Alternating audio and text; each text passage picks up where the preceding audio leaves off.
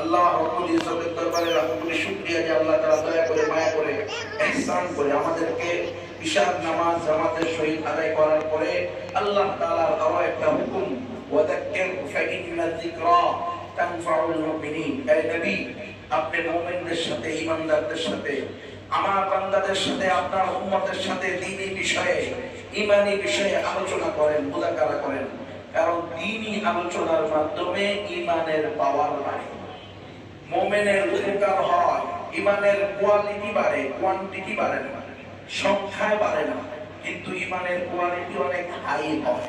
হকপন্থী উলামায়ে কেরামের সোহবতে বসলে, আল্লাহ ওয়ালাদের সোহবতে বসলে যখন দিলের ভিতরে অনুশোচনা আসে, হায় আমি যদি এক ওয়াক্ত নামাজ কাজা না করতাম, হায় আমার ঘরে যদি যতগুলো সন্তান আল্লাহ দান করেছে প্রত্যেকে হাফেজ হইতো, আলেম হইতো, মুফতি হইতো, মুহাদ্দিস হইতো, মুবাল্লিগ হইতো, মুজাহিদ ফি সাবিলিল্লাহ হইতো, আল্লাহর রাস্তায় শহীদ হইতো, আমি যদি 10 জন শহীদের মা হইতে পারতাম, 10 জন শহীদের মা হইতে পারতাম, আসে না আসে না?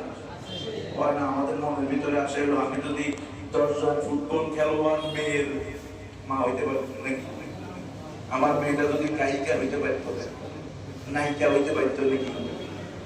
আর এটা মুমিনের পরিচয় না, এটা মুমিনের সিফত।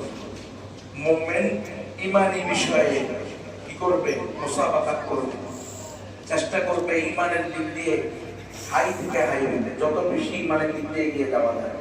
এটা হওয়ার জন্য উলামায়ে কেরাম, নবীর ওয়ারিস, আল্লাহ ওয়ালা, দিনদার, মুত্তাকি, ফরেজগারদের, সাদিকিনদের সোহবত কি করতে হবে? সংসদ নিতে হবে। আমাদের না, শুধু সাহাবায়ে কেরামেরও এমন হইতো, রাসূলের সোহবতে বসলে ঈমানের দরজা, ঈমানের মর্তবা অনেক বেড়ে যেত। একবার হুযায়ফা রাদিয়াল্লাহু তাআলা আনহু রাস্তা দিয়ে যাইতেছে, আবু বকর রাদিয়াল্লাহু তাআলা আনহুর সাথে সাক্ষাৎ হইতে জিজ্ঞেস করতেছে, ভাই হুযায়ফা খবর কি? ও ভাই আবু বকর, হুযায়ফা তো মুনাফিক হয়ে গেছে। হয়তো এত বড় জলিলুল কদর সাহাবী তুমি আমার মুনাফিক বলে মানে কেন? রাসূলের দরবারে থাকলে, রাসূলের সামনে থাকলে ঈমানের হালত হয় একটা, রাসূল থেকে দূরে সরে গেলে, বাজারে ঘাটে খেতে চলে গেলে ঈমানের হালত হয় কি? মনের অবস্থা হয় আরেকটা।